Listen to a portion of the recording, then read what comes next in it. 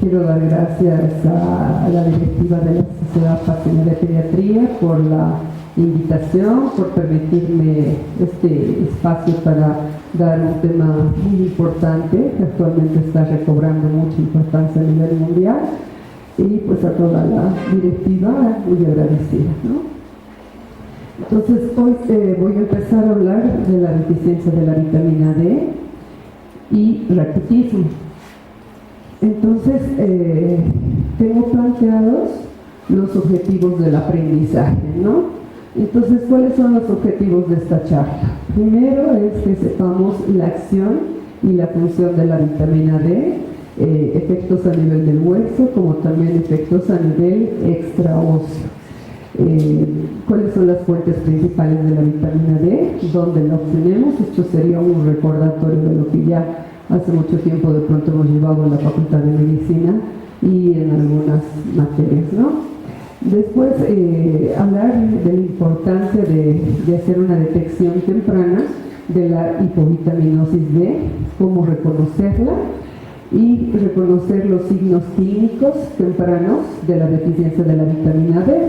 Como también el objetivo de esto es que se pueda aplicar tanto a nivel primario, secundario y en tercer nivel de atención, tanto la prevención del raquitismo o deficiencia de vitamina D, como también saber el tratamiento que se debe seguir en estos pacientes en cuanto a dosis, reglas generales y otros sustitutos más. Es así que empezamos a hablar un poquito del mecanismo de la vitamina D y qué es la vitamina D. Sabemos que es una prohormona, no es una hormona activa. La vitamina D, para actuar en el organismo, pues va a tener que sufrir diferentes hidroxilaciones a nivel de diferentes órganos para transformarse en la hormona activa, ¿no? La vitamina D es esencial en el metabolismo del hueso y juega un papel muy importante en facilitar la absorción del calcio, también la reabsorción tubular tanto de calcio como de fosfatos principalmente, y de hacer que haya mayor resorción ósea. ¿Bien? La deficiencia de la vitamina D está asociada, cuando es muy severa, en raquitismo en hueso que está en crecimiento, es decir, la enfermedad de la deficiencia de la vitamina D severa, cuando el individuo está en crecimiento, se denomina raquitismo. La misma enfermedad en un hueso que no tiene crecimiento se denomina osteomalacia, ¿no es cierto? La semillita de la vitamina D, dependiendo si la vitamina D viene de las plantas, porque tenemos dos tipos de vitamina D, el ergocalciferol, que es la vitamina D2, que viene de las plantas, ¿no? Y la vitamina D3, que es colecalciferol, que viene de origen animal, ¿no? Y dependiendo, la vitamina D3 tiene más vida media que la vitamina D2, y su vida media promedio es de 2 a 3 semanas. A diferencia de la hormona, que es el calcitriol, que máximo el suero se llega a detectar 48 horas, nada más. ¿Bien? La vitamina D se elabora principalmente, ¿dónde? Se elabora principalmente en la piel tras la exposición a los rayos ultravioletas.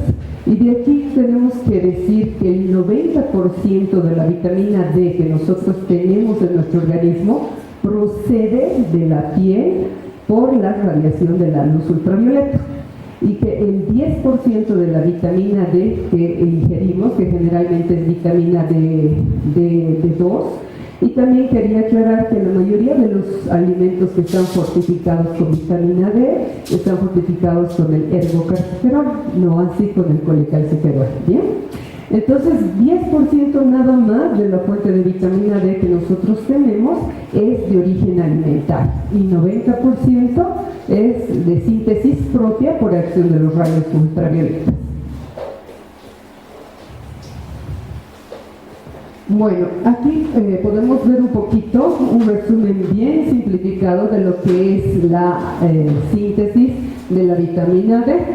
Entonces, gracias a la luz solar, principalmente a los rayos ultravioletas B, el colesterol que está en la hipodermis se va a transformar por una dehidroxilación en 7-dehidroxicolesterol. Este dehidrocolesterol se transforma en vitamina D3. Bien, esta vitamina D3 tiene que ir hacia el hígado junto con la vitamina D que viene de la absorción intestinal y del consumo de alimentos. Ambos, D2 y D3, van a sufrir la primera hidroxilación a nivel hepático, transformándose en una prehormona, que es la 25-hidroxivitamina D. Esta prehormona todavía es inactiva, no tiene ninguna función importante en el hueso. Entonces va a ir a sufrir a nivel de los túbulos colectores una segunda hidroxilación, que es a nivel de la posición 1. Entonces se transforma en 1,25-dehidroxivitamina D, que también la conocemos como calcitriol.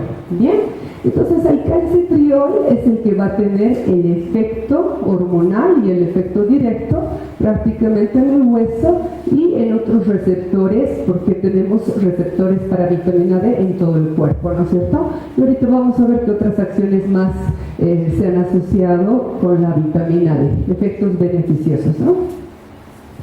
Bueno, en cuanto a la absorción de la vitamina D por la radiación ultravioleta, entonces, ¿cómo se mide la exposición de la piel a los rayos ultravioletas? O sea, ¿cómo sabemos que es un tiempo suficiente para exponernos a la radiación ultravioleta? Este tiempo de exposición se mide por la dosis mínima eritematosa. ¿Bien? ¿Y qué es la dosis mínima eritematosa? Todos tenemos diferentes tonalidades de piel y cada piel tiene su diferente dosis mínima eritematosa. Entonces es el tiempo que la piel puede estar a la luz solar en exposición directa antes de ponerse rojita. Bien, que la piel muy blanca puede ser nada más de 4 minutos y en el otro extremo, en pieles oscuras, es de hasta 80 minutos. Bien, entonces es muy variable la dosis mínima eritematosa, que es la suficiente para exponernos a la radiación ultravioleta. Entonces, si nosotros expondríamos toda la superficie corporal en 100% contacto directo a la radiación ultravioleta, en 24 horas nosotros podríamos liberar una cantidad de vitamina D de 10.000 a 20.000 unidades. El problema es que cuando se libera tanta cantidad de vitamina D, se va degradando la hormona que no está activa, ¿no es cierto? Entonces no sirve de mucho exponerse mucho al sol, porque no es que vamos a tener más vitamina D, sino que esa vitamina D sufre procesos de degradación cuanto más se sintetiza, ¿verdad?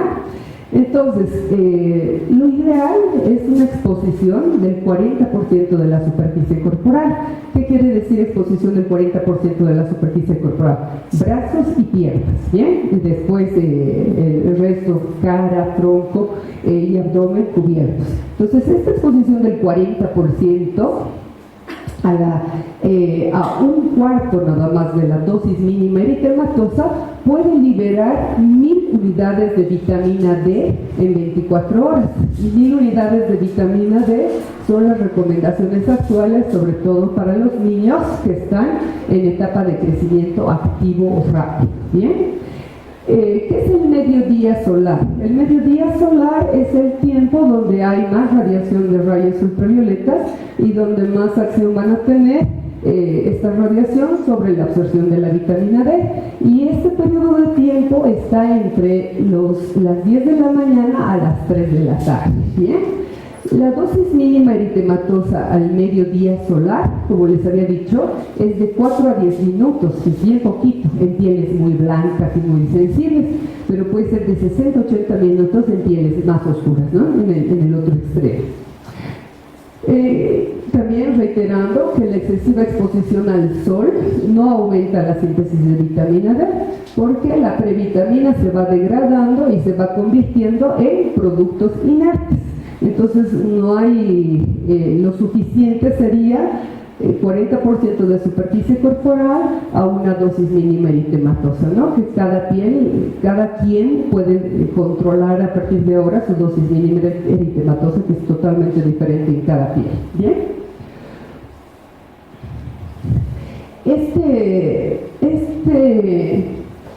Entre los estados de la vitamina D, esto está extraído del Consenso Global de las Recomendaciones de la Prevención y Manejo del Raquitismo Nutricional, que es del año 2016, y se considera un estado de vitamina D suficiente cuando la concentración de la vitamina D es mayor a 50 nanomoles litro. Insuficiente va de 30 a 50 y deficiente menos de 30 nanomoles litro. También hay una clasificación de la ingesta de calcio en mayores de 12 meses. ¿Y cómo se clasifica la ingesta de calcio? Suficiente en mayores de 12 meses, suficiente cuando el niño ingiere más de 500 miligramos de calcio en 24 horas, insuficiente entre 300 a 500 y definitivamente deficiente cuando la ingesta de calcio va a menos de 300 miligramos. Entonces, ¿por qué es importante todo esto? Porque tanto la deficiencia de la vitamina D como la deficiencia en el consumo del calcio van a producir estados de mala salud ósea, ¿bien? Que eso de pronto repercute más en la etapa adulta y sobre todo en las mujeres, ¿no? Entonces muchos de los laboratorios no expresan la vitamina D en nanomoles litro, lo expresan en nanogramos mililitro. Entonces la referencia y la conversión es un nanogramo mililitro equivale a 2.5 nanomoles litro. Bien, para que puedan, la mayoría de los laboratorios es más en La Paz, expresan en nanogramos mililitro, ¿ya? ¿Cuál es el efecto de la deficiencia de la vitamina D en el metabolismo del calcio y del fósforo y del hueso? Entonces, cuando hay un estado suficiente de vitamina D, estado suficiente se denomina a más de 50 nanomoles litro de vitamina D en suero. Cuando hay un estado suficiente de vitamina D, la absorción neta del calcio, de todo el calcio que ingerimos, es nada más del 30%. Imagínense. 30% del calcio que ingerimos es favorecido por la absorción de la vitamina D. Entonces, ¿qué pasa si nosotros realmente estamos en un estado de deficiencia de vitamina D? La absorción del calcio disminuye de 10 a 15%. Y no solamente disminuye la absorción del calcio, también va a disminuir la reabsorción tubular del fósforo. Entonces, la consecuencia de esto va a ser la desmineralización del hueso, tanto del calcio como fósforo. ¿Bien? Se ha visto que en etapas de crecimiento importante, como son el periodo desde el nacimiento al año de edad y en el periodo del pico del estirón puberal, la absorción del calcio puede llegar hasta 60 a 80%, siempre y cuando haya una suficiencia de vitamina D. Entonces, el segmento donde se absorbe la vitamina D es en el duodeno. El 90% de la vitamina D se absorbe a nivel del duodeno, ¿ya? Bueno, la vitamina D no solo tiene receptores a nivel del hueso. Es cierto que su principal órgano efector es el hueso y donde tiene las acciones, las mayores acciones. Sin embargo, se han hecho varios estudios y ahorita es algo que se está estudiando bastante, la asociación de deficiencia de vitamina D y autismo, asociación de deficiencia de vitamina D y enfermedades psiquiátricas como los trastornos bipolares. Se ha visto que la deficiencia de vitamina D condiciona mayor predisposición a enfermedades autoinmunes como la tiroiditis, la diabetes 1, incluso se ha relacionado con la enfermedad inflamatoria intestinal. Y esto es porque los receptores para la vitamina D están distribuidos prácticamente en toda la economía humana: intestino delgado, colon, en los osteoblastos, en los linfocitos T, en los linfocitos B, en las células de los islotes pancreáticos, en el cerebro, en el corazón, en la próstata, gónadas y mama. También se ha estudiado y se ha visto que los pacientes o los enfermos de cáncer de próstata, de testículo, de ovario o de mama podrían beneficiarse un poco con la dosis de vitamina D, y también se ha visto que estos pacientes tienen deficiencia de vitamina D. Entonces también se ha asociado la deficiencia de vitamina D a todas estas enfermedades. Y actualmente se están haciendo muchos estudios, se están haciendo metaanálisis, estudios multicéntricos que ya han confirmado todo esto, ¿no? Ahora, los efectos importantes sobre la inmunidad y la prevención de ciertos tipos de cáncer también es algo que se está estudiando, y sobre la prevención de enfermedades autoinmunes y enfermedades psiquiátricas, ¿no es cierto? Ahora, ¿cuáles son las principales fuentes de vitamina D? El 10% de la vitamina D que viene de fuente alimentaria, o sea, solo el 10% de nuestra vitamina D viene de fuente alimentaria. Y tenemos dos tipos de vitamina D. La D3, de origen animal, principalmente está en el hígado de pescado, está en el pescado. Se ha visto que 110 gramos de salmón tiene 500 unidades de vitamina D, siempre y cuando el pescado no sea cocinado y no sea fritado, porque se ha visto que fritar el pescado disminuye en 50% la concentración de la vitamina D. Entonces realmente el pescado, sobre todo el salmón, es un gran aporte para vitamina D. El hígado de res, el hígado de pollo y la yema del huevo también tienen concentraciones altas de vitamina D. Y el ergocalciferol principalmente se encuentra en las hojas verdes, ¿no? En las hojas verdes oscuras. Entonces esto es importante. Freír el pescado va a reducir 50% del aporte de vitamina D3. ¿Bien? Entonces no es aconsejable en cuanto al aporte de vitamina D comerlo frito, ¿no? Ahora, también se han visto que los pescados de piscifactoría tienden a tener mayores concentraciones de vitamina D que el resto de los pescados, ¿no? ¿Qué pasa con la vitamina D y la leche materna? Es algo que yo me acuerdo que desde que era residente incidíamos en esto, y ya había alguna indicación que nunca ha llegado a ser formal, porque algunos pediatras lo hacemos y otros no. Oiga, pero esto debería ser como una norma, porque se ha visto que el promedio de vitamina D en leche materna en una madre suficiente de vitamina D es de 22 unidades por litro de leche. Entonces, más o menos de 15 a 50 unidades de vitamina D por litro de leche. Pongámonos que ese niño toma 750 mililitros de leche materna. Entonces, ¿qué pasa con este niño? Su aporte de vitamina D sería entre 11 a 38 unidades de vitamina D al día. ¿Y cuáles son las recomendaciones actuales? En 2010 todavía teníamos la recomendación en menores de 12 meses de una ingesta de vitamina D de 200 unidades. Ahora el consenso del 2016 ha cambiado esta recomendación debido a que se han detectado mayores casos de deficiencia de vitamina D, y la recomendación a nivel mundial es que a los menores de 12 meses se aporte 400 unidades de vitamina D al día, independientemente del tipo de alimentación.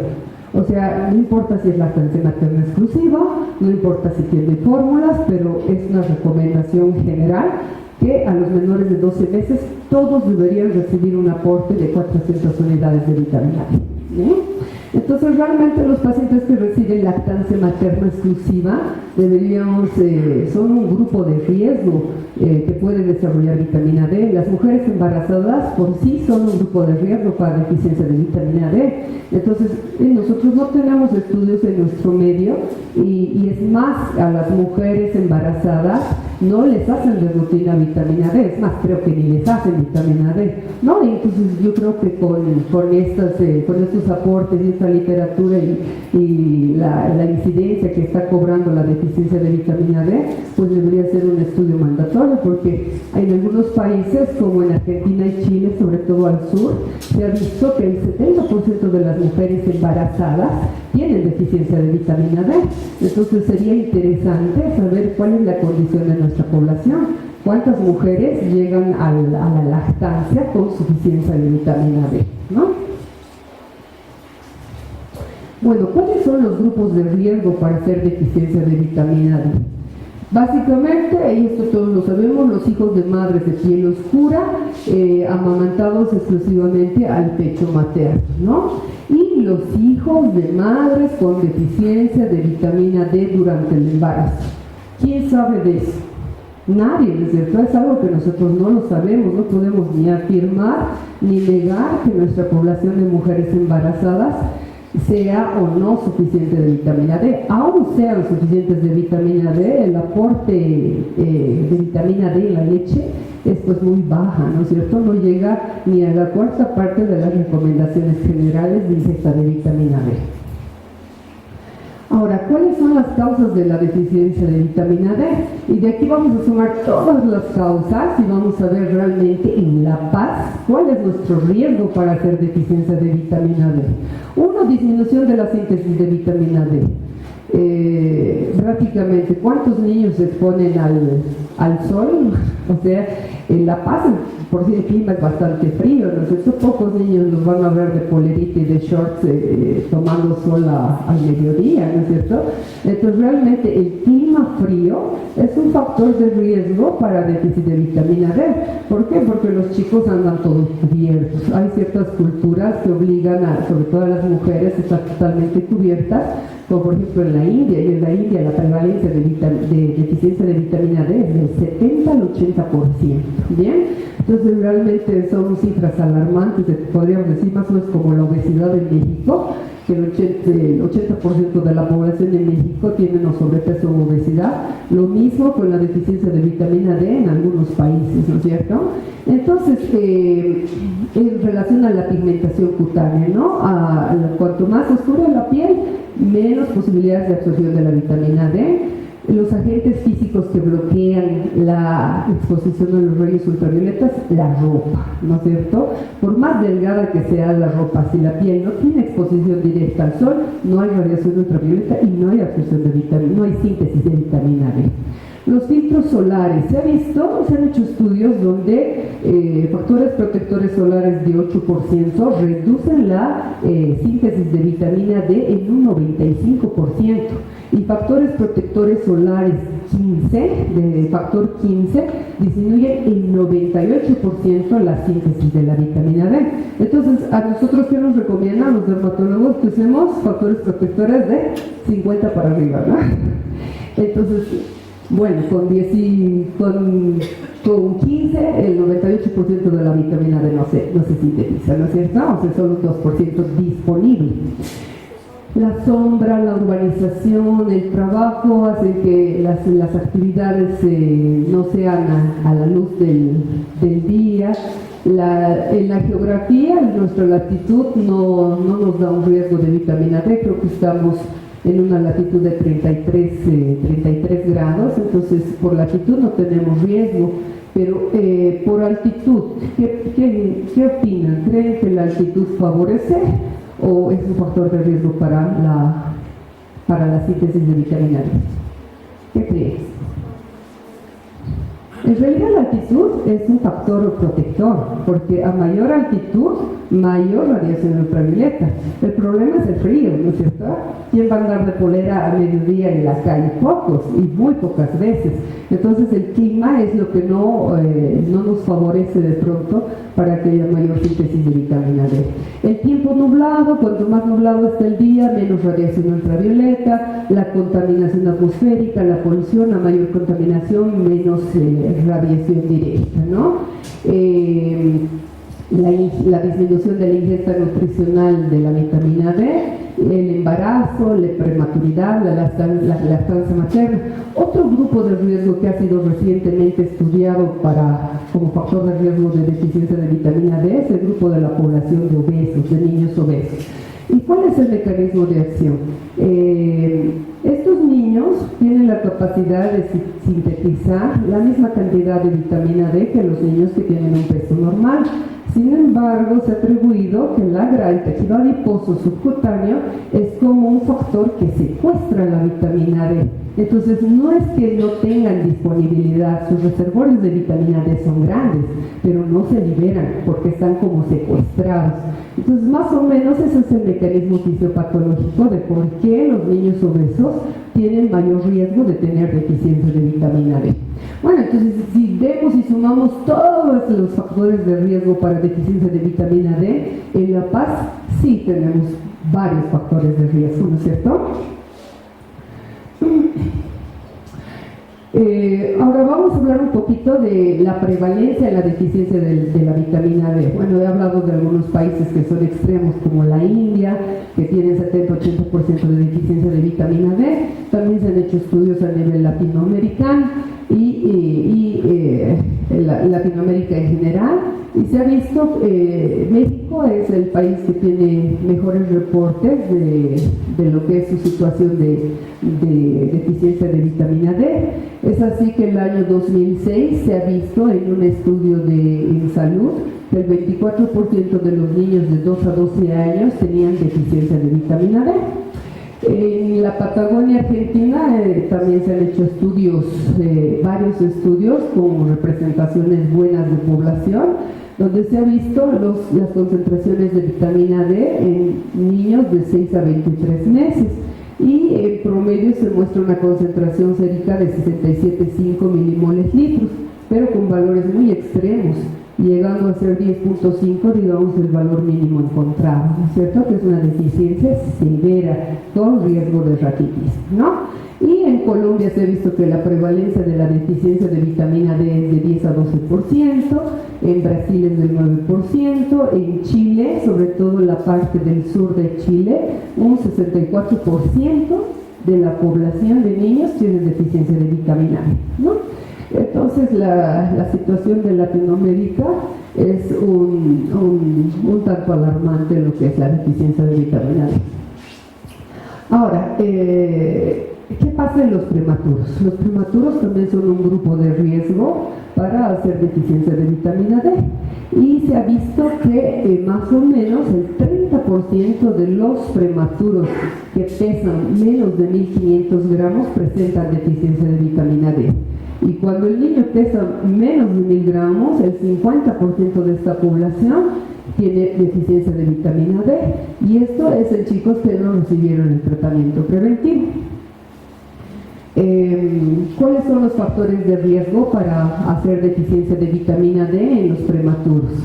Los prematuros desnutridos, los portadores de broncodisplasia pulmonar, cuando hay alimentación parenteral prolongada, mayor de 4 semanas, el uso prolongado de diuréticos, el uso prolongado de santinas, madre con déficit de vitamina D, o cuando estos chicos hacen una enterocolitis necrosante, que también hay estudios que relacionan la enterocolitis necrosante con la deficiencia de vitamina D, ¿no es cierto? O sea que los chicos que tienen deficiencia de vitamina D tienen mayor riesgo de hacer enterocolitis necrosante, ¿no? Ahora, vamos a hablar de raquitismo nutricional. Bueno, vamos a hablar un poquito de diferentes tipos de raquitismo y cómo podemos diferenciarlos. Pero básicamente me estoy enfocando al raquitismo nutricional porque es algo que de pronto pensamos, no, ya no tenemos raquitismo, esto ya no hay en Bolivia. Pero realmente a veces nosotros pensamos en raquitismo y vemos un chico totalmente desnutrido, con su rosario costal, con su cráneo octaves, pero realmente la sintomatología del raquitismo no es tan florida, y ahorita les voy a mostrar algunos ejemplos de chicos con raquitismo nutricional, que ni siquiera es que se los ha visto en un hospital público, ¿no es cierto? Les voy a mostrar de una consulta privada y les voy a explicar el por qué ha hecho deficiencia de vitamina D. ¿Bien? Entonces, ¿qué es el raquitismo? Se denomina raquitismo a un desorden en el defecto tanto de la diferenciación como de la mineralización de los condrocitos de la placa de crecimiento, que está causado tanto por la deficiencia de la vitamina D o por la deficiencia del consumo de calcio en niños. ¿Bien? Las características clínicas asociadas al raquitismo nutricional. Esto es bien importante. Cuando viene un tema, un motivo de consulta bien importante en pediatría es dolor de huesos, ¿no es cierto? Vienen y le dicen, le duele el huesito, le duelen los pies, le duelen las rodillas, le duelen las piernas. ¿Y qué decimos nosotros? Dolor por crecimiento, ¿no es cierto? Generalmente se nos ocurre así les decimos. Bueno, pero de pronto el dolor de huesos es un síntoma inicial de la deficiencia de vitamina D. Entonces se ha descrito el dolor de huesos por crecimiento como un dolor sordo que no debería producir llanto en el niño y tampoco debería meritar un tratamiento con antiinflamatorios y que remite fácilmente, ¿no es cierto? Eso es lo que nosotros conocemos a un dolor por crecimiento fisiológico. Pero es alarmante que las mamás vienen desesperadas, ¿no? Les duelen los huesos y llora y necesita, solo le calma el ibuprofeno o le fricciono con diclofenaco. Entonces, mucho ojo con ese tipo de dolores que producen llantos. El dolor por crecimiento no tiene que ser fuerte, no tiene que ser intenso, no debe hacer llorar al niño, ¿ya? Entonces, cuando tengamos un paciente con dolor de huesos, antes de aventurarnos a decir que es dolor por crecimiento, tal vez valdría la pena de hacerle algunos estudios más minuciosos para que no se nos pase de largo la deficiencia de la vitamina D, ¿no es cierto? Después, también antes nos enseñaban, ¿no? Entre los 4 y los 6 meses, los incisivos, centrales, que no sé qué. Y después dijeron que ya no hay cronología para la aparición de los dientes, ¿no es cierto? Salieron publicaciones que decían que ya no hay cronología para la aparición de los dientes. Pues esto también habría que ponerlo muy entre comillas, porque yo creo que hasta no demostrar que es normal, deberíamos estudiarlo, ¿no es cierto? Porque puede ser que sea un retraso constitucional, por lo que el niño no tiene dientes todavía, pero ante la duda yo creo que, porque hay otras causas que son patológicas que producen retraso en la dentición. Entonces se ha visto que si el chico no tiene molares y tiene más de 18 meses, ojo, puede ser un deficiente de vitamina D. Los chicos que no tienen los incisivos a los 10 meses de edad, hay niños que vienen al año y 2 meses y no tienen ni un diente, ¿no es cierto? ¿Les ha pasado? ¿Han visto? ¿No es cierto? Y también el retraso de la dentición no solo está asociado a deficiencia de vitamina D, puede ser un dato de hipotiroidismo también, un retraso de la maduración, ¿ya? Entonces esto es algo importante. El retraso en el cierre de las fontanelas se considera retraso en el cierre de fontanelas cuando a los 2 años el niño todavía tiene una fontanela anterior abierta y las suturas no deberían palparse hasta los 3 meses de edad. Es normal palpar las suturas del cráneo, pero sobre los 3 meses ya no es normal. Entonces, si nosotros palpamos suturas en un niño mayor de 3 meses, también debería ser un dato orientativo a sospechar en la deficiencia de la vitamina D. Bien, las piernitas, el genu valgo y el genu varo. ¿Han escuchado del genu varo fisiológico? Supuestamente todos los niños menores de 2 años son medio rosquitos, ¿no es cierto? Y generalmente les decimos eso, vayan tranquilitos, pero habría que ver el grado de genu varo, ¿no es cierto? Porque el raquitismo son enfermedades que si se diagnostican antes de los 2 años de edad, tienen buen pronóstico para la talla. Cuanto más tarde se diagnostica, el crecimiento les ayuda a crecer mejor, a crecer bien, pero no recuperan nunca el déficit y la talla que han perdido. Entonces estos chicos, si hacemos diagnósticos tardíos, de pronto vayan a tener talla baja independientemente de cómo actuemos, ¿ya? Entonces lo ideal es diagnosticarlos a estos chicos antes de los 2 años. Y lo que nos dice, hasta los 2 años puede haber un genu varo fisiológico, ¿no es cierto? También hay que verlo muy bien, de pronto apoyados con ortopedia, para ver qué tanto es un genu varo fisiológico o patológico, ¿no es cierto? La irritabilidad, los problemas cardíacos, la hipocalcemia crónica produce problemas de arritmias cardíacas, irritabilidad, talla baja, retraso de la psicomotricidad gruesa y espasticidad muscular, ¿no es cierto? Entonces todos estos síntomas deberían hacernos sospechar de una deficiencia de moderada a severa de vitamina D o raquitismo, ¿no? Entonces, en los signos clínicos del raquitismo, aquí vemos al del medio es un chico normal, de talla normal. Los de al lado son chiquitos de la misma edad, con talla baja, ¿no?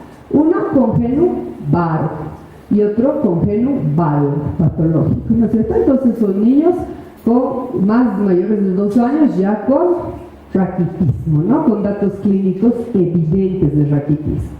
El rosario costal, no esperemos diagnosticar raquitismo con rosario costal o con cráneo tabes, ¿bien? Estos son síntomas demasiado floridos del raquitismo que generalmente están ausentes. Yo hasta ahorita no he visto un niño que tenga raquitismo y que tenga el rosario costal, ¿bien? Entonces, cierre de la fontanela anterior de forma tardía, palpación de la sutura, el cráneo tabes, el pectum excavatum también es otro dato clínico que puede estar asociado a deficiencia de vitamina D. Entonces, a veces es congénito y no tiene ninguna connotación metabólica, pero a veces se produce por deficiencia de vitamina D. Entonces, igual a valorar un pectum excavatum hay que tener mucho cuidado de hacer un diagnóstico diferencial adecuado, ¿no es cierto?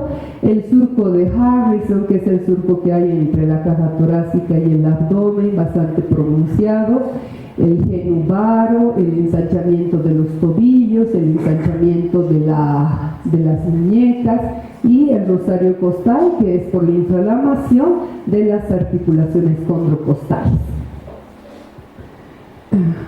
Bueno, y aquí les voy a mostrar a 2 de mis pacientes para que más o menos miremos la diferencia de lo que es un raquitismo nutricional y un raquitismo por deficiencia de vitamina D. Esta es una niña que llega a los 2 años, ¿bien?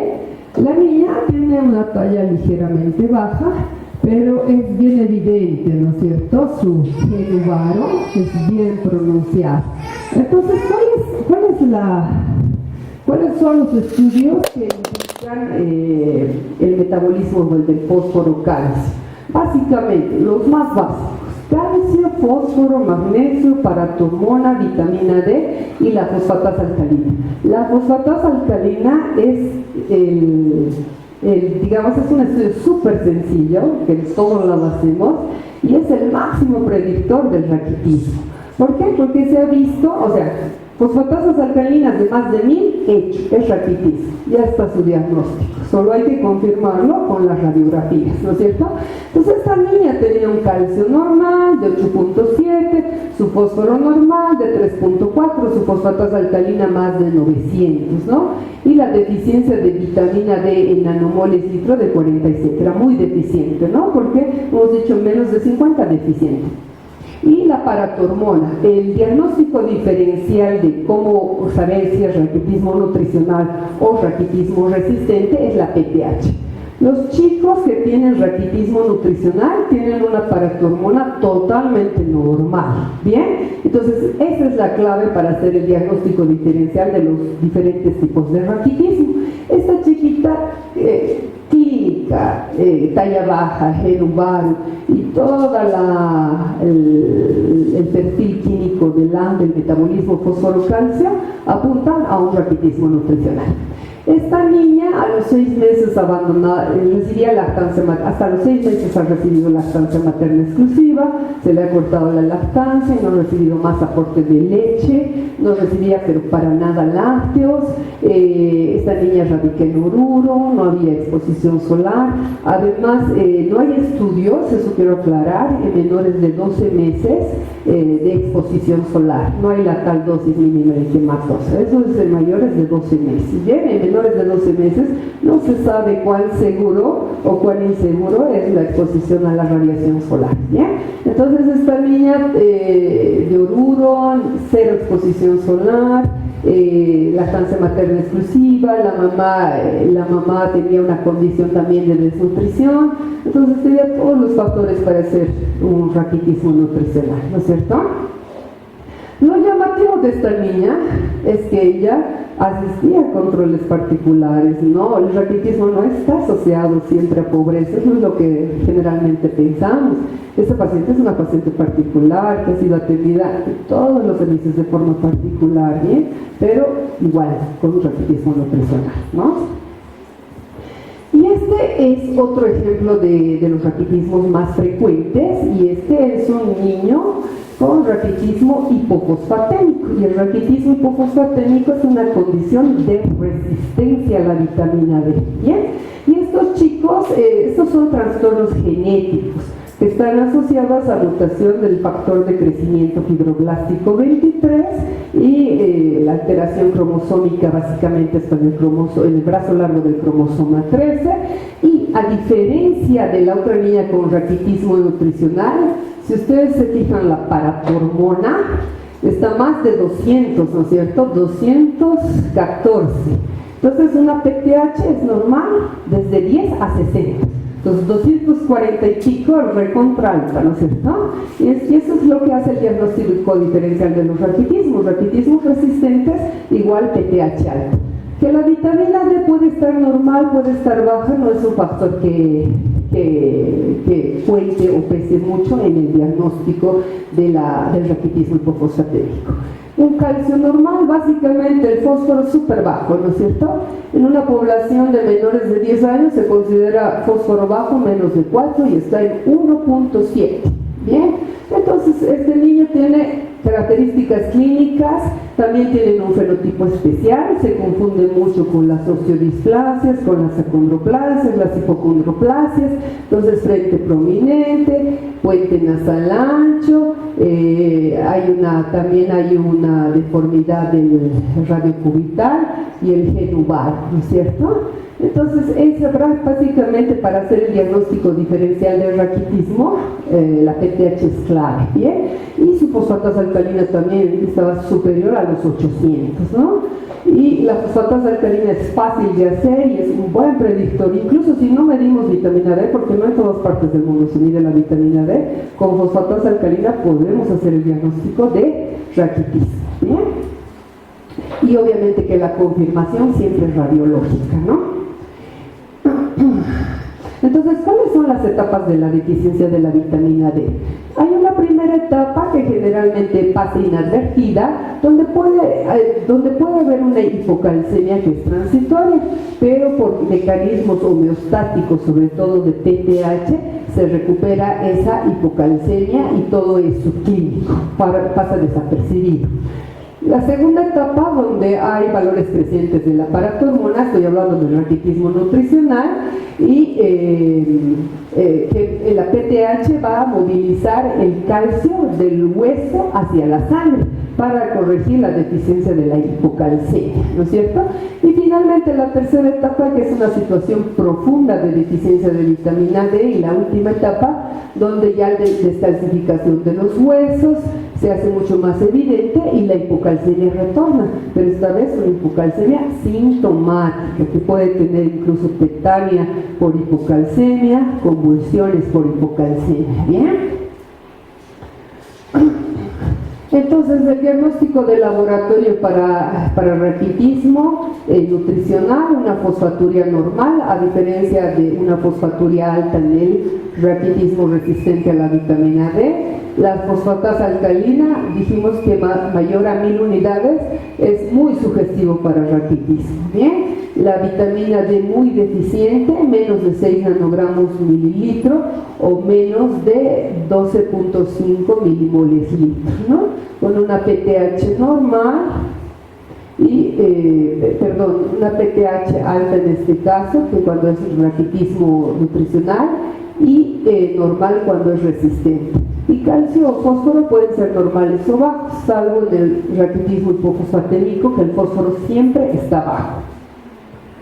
Estas son radiografías, excepto esta, de nuestros pacientes, ¿no? Y aquí vemos el genubaro patológico en un niño de 6 años, la descalcificación de los huesos, el deshilachamiento y engrosamiento de las metáfisis de los huesos largos, el signo de la copa de champán, y generalmente los huesos que van a tener mayor tendencia a fracturarse, sobre todo en los menores de 12 meses, son las costillas, el radio y el húmero. ¿Bien?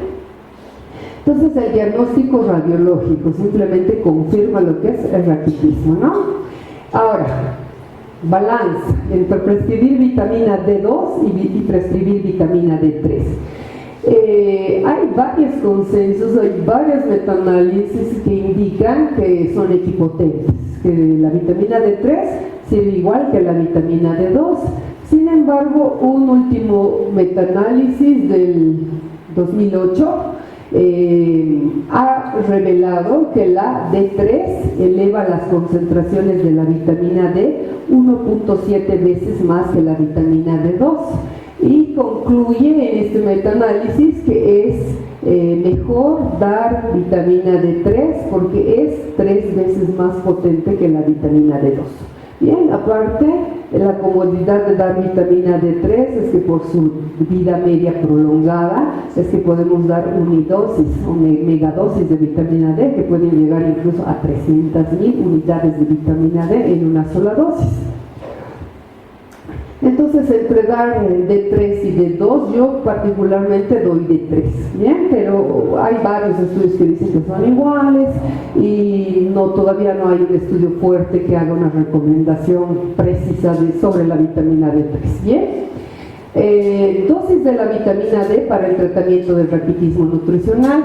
Este está extraído del Consenso Mundial de Expertos del 2016, donde hay una participación del ESLER, que es la Sociedad Latinoamericana de Endocrinología Pediátrica. Entonces, las recomendaciones, hay varios esquemas. En Chile tienen su esquema, que son megadosis. En Argentina tienen esquemas que son dosis diarias. O sea, cada quien maneja su esquema de corrección de vitamina D. Entonces, aquí más o menos han tratado de unificar el criterio de lo que es corrección de vitamina D. Y en menores de 3 meses se recomienda 2.000 unidades de vitamina D diarias por 3 meses y dosis de mantenimiento de 400 unidades. No hay seguridad o no hay estudios sobre la dosis única, la megadosis en menores de 3 meses. De 3 a 12 meses, la dosis diaria puede ser 2.000 unidades por 3 meses o 50.000 unidades, con un mantenimiento de 400 unidades diarias. En mayores de 12 meses a 12 años, las dosis diarias de vitamina D pueden ir de 3.000 a 6.000 unidades y la monodosis de 150.000 unidades, solo una dosis única por vía oral. Y su dosis de mantenimiento después de la corrección, 600 unidades de vitamina D. Mayores de 12 años se han visto que 6.000 unidades de vitamina D son suficientes por 3 meses o monodosis de 300.000 unidades de vitamina D con una dosis de mantenimiento de 600 unidades. Bueno, hay que reevaluar la respuesta al tratamiento cada 3 meses, porque si bien el 80% de los chicos corrigen su deficiencia de vitamina D con este esquema de 3 meses, va a haber un porcentaje que no, y que va a necesitar de pronto tratamiento más prolongado. El tratamiento más largo que se ha visto en estos casos es de hasta 1 año, ¿no? Con dosis trimestrales de vitamina D. Y también hay que valorar en estos niños, no siempre se les corrige el calcio por vía oral, con darles indicaciones de alimentación que aseguren una ingesta de 500 miligramos de calcio al día en mayores de 12 meses, de pronto es suficiente. Bien, no, entonces no siempre hay ese aporte de calcio, salvo que el niño esté en hipocalcemia. O también hay un síndrome que se llama el síndrome del hueso hambriento, ¿no es cierto? Que el hueso está tan hambriento de tener calcio que después del tratamiento hacen hipocalcemia. Entonces son recomendaciones precisas para aportar calcio. De 6 a 12 meses se ha visto que 260 miligramos de calcio efectivo al día es suficiente, y en menores de 6 meses 200 miligramos de calcio. Todas estas son recomendaciones del consenso del 2016. Recordar, para finalizar, estrategias de prevención de la hipovitaminosis D. A nivel prenatal, ¿qué deberíamos hacer en una mujer embarazada? Pienso que toda mujer embarazada debería hacerse el screening para deficiencia de vitamina D. Todas las mujeres embarazadas. Y todas las mujeres embarazadas deberían recibir suplementación con vitamina D durante el embarazo y la lactancia. No solo para mejorar la salud ósea, también se han visto otros efectos positivos del aporte de vitamina D, tanto en el feto como en la madre. Por ejemplo, el aporte de vitamina D disminuye el riesgo de preeclampsia. ¿Bien? El aporte de vitamina D disminuye el riesgo de partos prematuros. Y el aporte de vitamina D disminuye el riesgo de pequeños para la edad gestacional. Entonces, los beneficios del aporte de vitamina D en una mujer embarazada son buenos tanto para el niño como para la madre. No se ha visto teratogenicidad con la vitamina D y no se han visto efectos adversos. La dosis tóxica de la vitamina D es 250 milimoles litro, que está lejos, pero lejos de lo que nosotros, del rango que nosotros queremos manejar, que son 50 milimoles litro, ¿no es cierto? Entonces la dosis de toxicidad es súper lejana, ¿bien?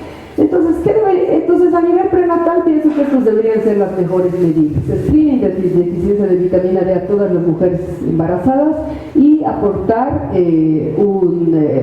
alguna cantidad de vitamina D que se ha recomendado entre 600 a 1000 unidades en la mujer embarazada, ¿no es cierto? Y en el niño, ¿qué deberíamos hacer? Asegurar una alimentación con 400 unidades de vitamina D, de 400 a 1000. En adolescentes, generalmente la recomendación es de 1000 unidades, el aporte de calcio que sobrepasa los 500 miligramos al día y la exposición al sol. También se han hecho recomendaciones de cuál es la exposición solar adecuada y se ha visto que 30 minutos semanales puede ser suficiente para lograr una síntesis adecuada de vitamina D, ¿no? Después, esto es a nivel de prevención prenatal y en el niño, pero cuando ya nos enfrentamos a una deficiencia de vitamina D, pues hay que hacer la corrección del déficit, que pueden ser dosis diarias, dosis semanales, puede ser monodosis, puede ser bimensual o mensual. Cada país tiene sus propios protocolos, ¿bien? 200, 800 unidades de vitamina D no son suficientes para hacer una corrección de la hipovitaminosis D, sobre 2000 unidades al día para corregir el déficit de vitamina D, ¿no? Y finalmente, como conclusiones, la vitamina D tiene un profundo efecto en el crecimiento y en el desarrollo durante la etapa de la niñez y sobre la salud ósea del adulto. Después del estirón de la pubertad, se ha visto que es la etapa de mayor depósito de minerales en el hueso. Entonces, de esta etapa depende la salud ósea a futuro, del anciano, de la mujer con osteoporosis, del varón con fracturas patológicas a edades avanzadas, ¿no es cierto? Entonces, esa es la clave. Si no se consigue una buena masa ósea a nivel después del estirón de la pubertad, se compromete la salud ósea en la edad adulta. Entonces, prácticamente todo lo que hacemos en pediatría es prevención, ¿no? Para tener un adulto saludable, básicamente. Entonces, los efectos beneficiosos de la vitamina D extraóseos también existen. De pronto está asociada a disminución del riesgo de cáncer, de enfermedades cardiovasculares, de diabetes mellitus, de desórdenes autoinmunes. Todo esto todavía está en estudio, pero hay fuerte evidencia de que sí puede tener una asociación positiva, ¿no? También es importante reconocer que la deficiencia de vitamina D y el raquitismo y osteomalacia son problemas de salud pública, y esto a nivel mundial por el resurgimiento del raquitismo. Y dentro de las estrategias de salud pública para prevenir el raquitismo de vitamina D, ¿qué se debería hacer? Suplementación universal con vitamina D a los menores de 12 meses, independientemente de su alimentación. ¿Bien? Y en los mayores de 2 meses, solo a detectar los grupos de riesgo. No se expone al sol, de pronto es obeso, de pronto no sé, prematuro, entonces hay que ver los grupos de riesgo para hacer una suplementación adecuada. Bien, y creo que con esto he terminado esta charla. Gracias por su atención. Un aplauso a la doctora Mireia Fuentes. Realmente una actualización brillante. Muchas gracias, doctora. Voy a invitar a la doctora Shirley Fernández y al doctor Nelson Ramírez que pasen a la espera, por favor, para poder complementar o comentarios respecto al tema que estamos avanzando hoy. Doctora Shirley Fernández. Buenas noches a todo el auditorio. Primero agradecerles a ustedes por la presencia y en segundo lugar quisiera felicitar a la doctora Mireia Fuentes por tan brillante exposición. Sabemos muy bien que existen nuevas patologías en el área de pediatría y es así la deficiencia de vitamina D. Algo que es muy importante recalcar es que en las últimas revisiones de Cochrane han existido un incremento de todas las publicaciones, ya que hace 20 años solo había unas 100 exposiciones sobre las deficiencias y sin embargo en la actualidad existen más de 1000. Entonces ellos nos refieren más que todo sobre crecimiento, porque ya la vitamina D incluye una importante función tanto en el desarrollo, en el crecimiento y el mantenimiento de la salud, porque como lo ha dicho la doctora Mireia, pues la vitamina D incluye en todos los aspectos del cuerpo, ¿no? En todos los sistemas. Son muchos estudios y hay mucho más de qué hablar en el futuro de la vitamina D. Muchas gracias. Gracias, buenas noches. Felicitarle a Mireia por su excelente exposición, muy didáctica. Sabemos que estos temas, cuando hablamos del metabolismo, son bastante áridos, nos perdemos en que estamos tratando de entender a los metabolitos o a las enzimas, etc. Pero no deja de ser importante el tema me parece muy acertada la elección de este tema, debido a que como decía la doctora Shirley, están surgiendo nuevas enfermedades o viejas enfermedades están surgiendo en este momento debido al cambio que está sufriendo la naturaleza a nivel planetario, ¿no? Estamos hablando del cambio climático, por ejemplo. Y eso va a repercutir no solamente en el ambiente, en el medio ambiente, sino también en la facilidad de acceder a una alimentación saludable. Es interesante recordar que en todos los aspectos de factores de riesgo, dentro de la evolución del ser humano en función a la nutrición, se han ido viendo cambios y hay una revisión excelente de este año sobre nutrición y la evolución humana, que les recomiendo que lo lean, donde un grupo africano se ha puesto a investigar sobre cuáles son los efectos que han sucedido desde la historia de la humanidad en función a la nutrición. Y en relación específica a la vitamina D, el hecho que nosotros hayamos cambiado de hábitos alimentarios y también estamos expuestos a nuevos tipos de radiaciones, cambios, ahora que estamos sufriendo frío, por ejemplo, días nublados, etc. Nuestra característica de la piel también ha ido cambiando y se ha hecho un estudio genético a través de haplotipos para ver cuáles son las corrientes migratorias y nosotros dónde llegaríamos desde el África hasta Bolivia, por ejemplo. Y se ha visto que mientras nosotros seamos más morenos, pues necesitamos mayor exposición hacia rayos ultravioletas para que podamos hacer la conversión de vitamina D. Entonces, yo veía con detenimiento la diapositiva de la doctora Fuentes y la recomendación era del Indian Journal of Pediatrics, ¿verdad? Y de repente que es muy similar a lo nuestro, porque si nosotros analizamos el tono de piel que tienen los indianos, es muy parecida a la nuestra, ¿no? Entonces, mientras más blancos seamos, de repente necesitamos menos tiempo de exposición solar para conversión. Y mientras más morenitos estemos, pues seguramente necesitamos más.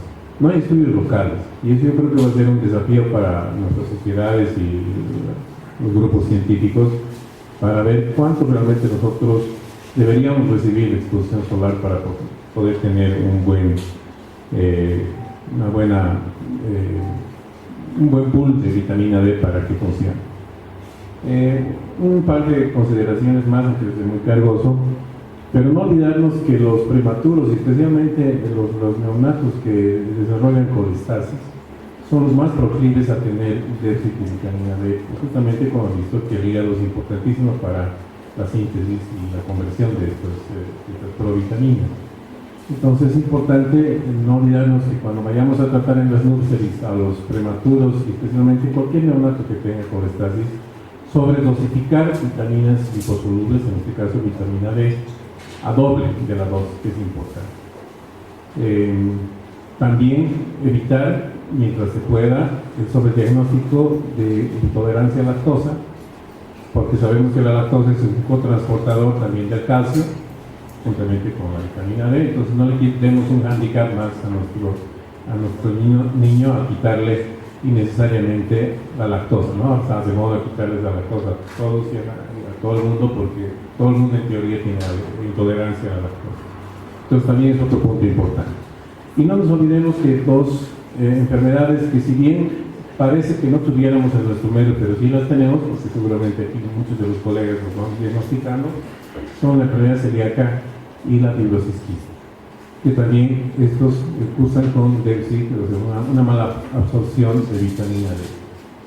Y por último, no olvidarnos que vitamina D no solamente tiene un componente metabólico, sino también inmunológico importantísimo, ¿no? Es una vitamina que actualmente se está dando mucho énfasis desde el punto de vista de defensa inmunológica, y en especial en nuestro medio debemos pensar que ya es un coadyuvante del tratamiento de la tuberculosis, porque tiene una afinidad especial para defendernos dentro del tratamiento de tuberculosis, porque tiene un efecto muy benéfico en contra del Mycobacterium tuberculosis. Entonces, no solamente la mineralización ósea, sino también desde el punto de vista inmunológico. Y por último, hablar del diagnóstico diferencial.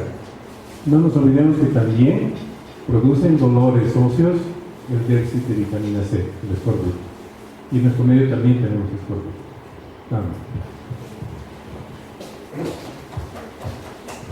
Muchas gracias. Un aplauso a los doctores. Nos hablamos de vitamina D y el trastorno del calcio del organismo. ¿Tienen algún comentario, alguna pregunta, por favor?